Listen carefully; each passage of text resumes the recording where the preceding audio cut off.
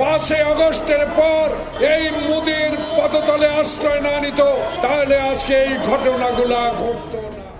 গণ অভ্যুত্থানে শেখ হাসিনা দেশ ছাড়ার পর থেকে ভারতীয় গণমাধ্যমগুলো মিথ্যা বিভ্রান্তিকর তথ্য তুলে ধরছে, এমনকি উস্কানিমূলক বক্তব্য দিয়ে যাচ্ছেন ভারতীয় রাজনৈতিক দলের নেতারাও।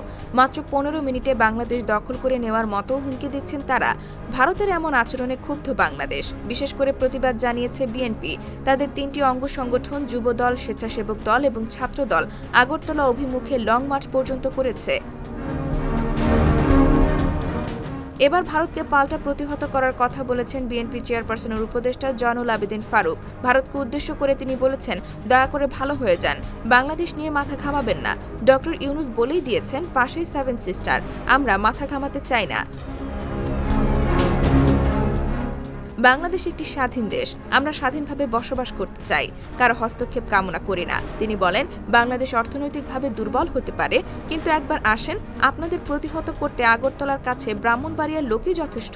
কথাবার্তা একটু ভালো করে বলেন। মমতাকে উদ্দেশ্য করে তিনি বলেন, মমতাকে মনে করেছি সে খাঁটি গণতান্ত্রিক, কিন্তু তার কথাবার্তা এবং আচরণে সে শেখ হাসিনার পক্ষে কথা বলার চেষ্টা করেছে বলেও অভিযোগ করেন তিনি। IBTV USA, New York।